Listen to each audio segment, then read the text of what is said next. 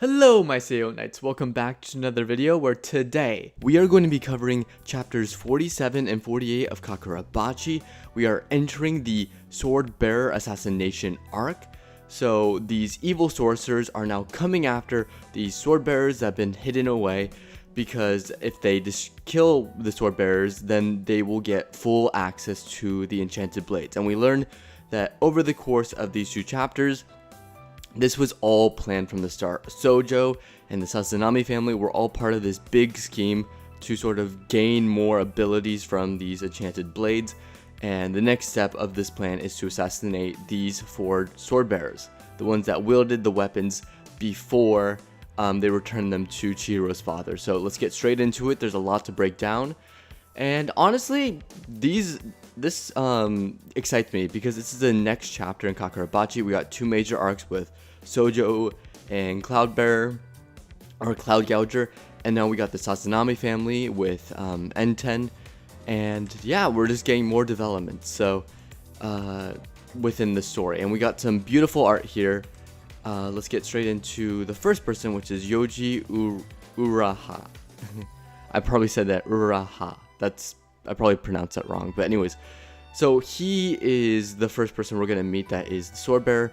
He's the first one that had their stronghold attacked, so we sort of get a backstory on him and how, Chihiro's father entrusted the blade to him, of course before his untimely death, and he's now being hidden away in the safe house, and there's a lot of skilled fighters with him protecting him. So we get to sort of learn his banter with these people who are protecting him, as well as learn about what kind of character he is. And I do like him because he's very, you think that he's going to be very serious and very much, straightforward, I am a warrior type character.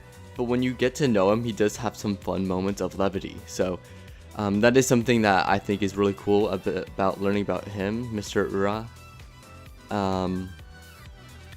And I think our first interaction is actually with him taking out all these guys. So you can clearly tell why he was given the power of one of the enchanted blades, because he is a skilled fighter. He just has a normal sword right now, and he's doing an extensive amount of damage. So we have some great action sequences here, and we have this really cool moment with Hakari and him. And he's like, okay, like, we have to get to this train, and then once you get on the train, the question in your mind that's basically going on is like, where is Chihiro? I thought Chihiro was going with him to save him. Well, Chihiro shows up at the back of the train to sort of trap them, and he takes out three sorcerers.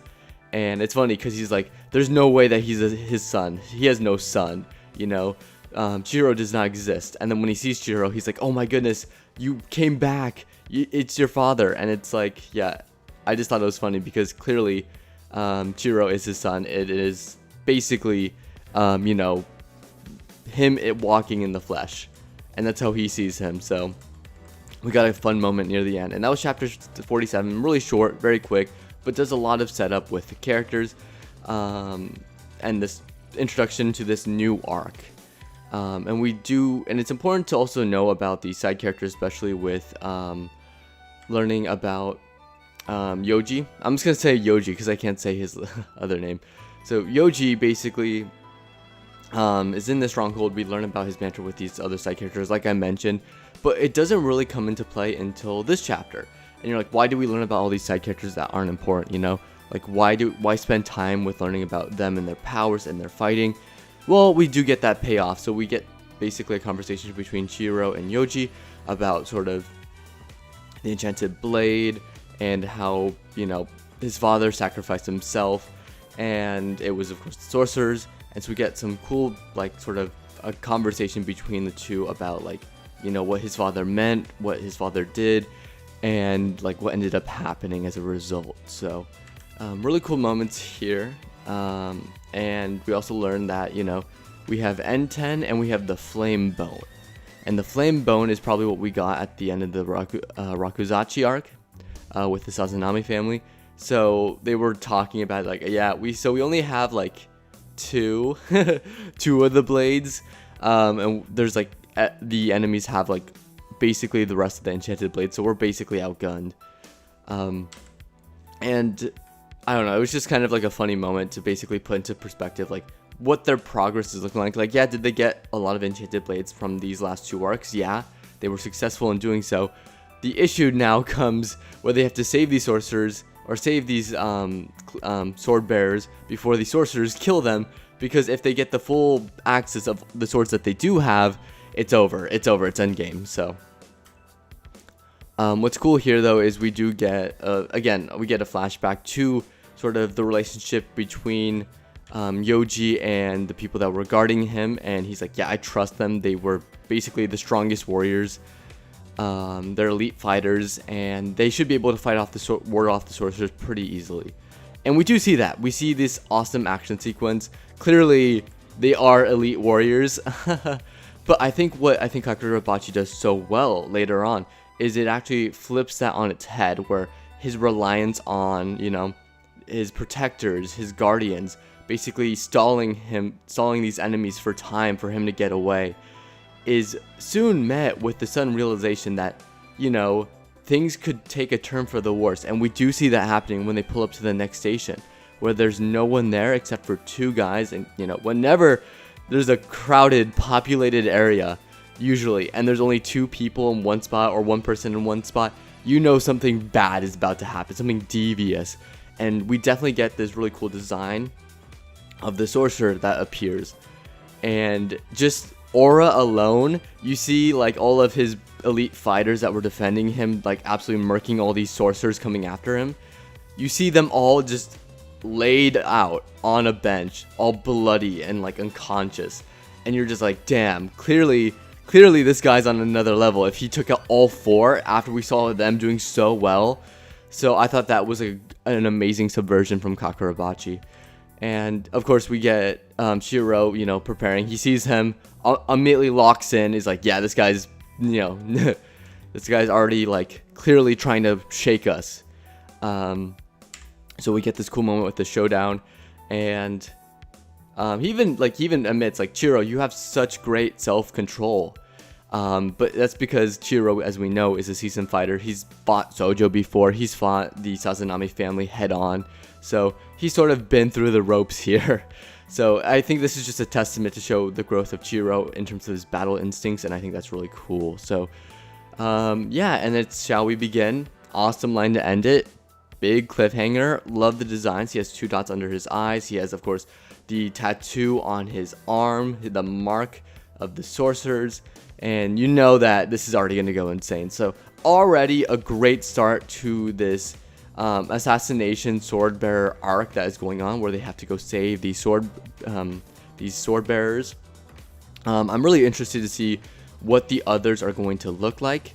In terms, I mean, we do get a glimpse of what they look like, but I'm saying in terms of how they feel, how their characters are they going to be similar to Yoji over here, or is it going to be a little bit different? So it's going to be interesting to see where they go from here. I also predict a lot of great fights, and especially if it's this assassination arc, you already know if this guy murked 4 of the elite fighters, you know he's just one of many. There's more on the way. So Chihiro definitely is going to have his work cut out for him, and I honestly think this is going to be a pretty long arc.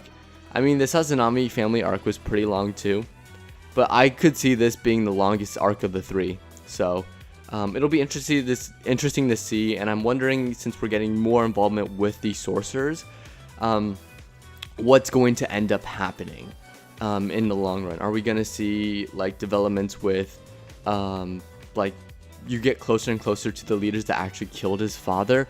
Or is it going to be, oh, there's a huge organization now we're fighting that organization head on, we're going to foil them this time, but they have an even bigger plan in the ropes? Like, how many more arcs are we going to go through here? Is there going to be any more sacrifices down the line? Are we going to see, you know, Char and all these other characters who are in the, you know, the Sojo arc or previous arcs make their return? I'm just interested to see where it goes from here. But overall, pretty good. I would rate these. Chapter 47, I think, was a little bit better for me personally, just because it did such a great job at like introducing the world of you know, the sword bearers, and like, you know, how they live in these sanctuaries and there's elite fighters protecting them. And we learn about like, ooh, they have a specific relationship with Chihiro's father, and how his death, his untimely death, and now the discovery of his son is going to have a sort of a reaction out of them. And we get to see that relationship kind of blossom. So it'll be interesting to see. I'm wondering what ends up happening with, you know, the other three. Are we going to be able to make it in time? Is it going to be, oh, they save one, but now they all, the one that they saves, Yoji here, is he going to team up with them to take out the other, or help protect the other three, and we sort of grow and build this alliance as we go on? It'll be interesting to see. So yeah, I think that's going to be pretty much it. I just wanted to do a quick recap. I think it's going in a really great direction. I like how the story's heading. We got lots of great action. We got a great, you know, next arc to look forward to. And yeah, I don't know. It's good stuff all around, and Kakurabachi, just keep doing what you're doing. You're doing amazing. And yeah, I think that's pretty much it. And if you like my videos and want to sort of support my channel, be sure to hit that subscribe button and hit that like button so I know you enjoyed the video. I do Kakurabachi videos bi-weekly, so every 2 weeks, just so I have enough content to talk about.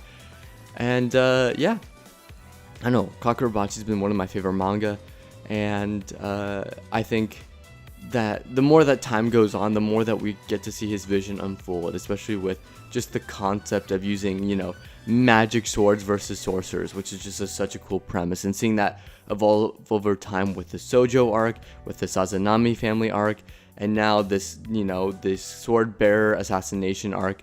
We're really seeing Kakurabachi come to fruition and really exploring like the potential of what, you know, it could end up becoming, you know, in terms of the Shonen Jump sphere.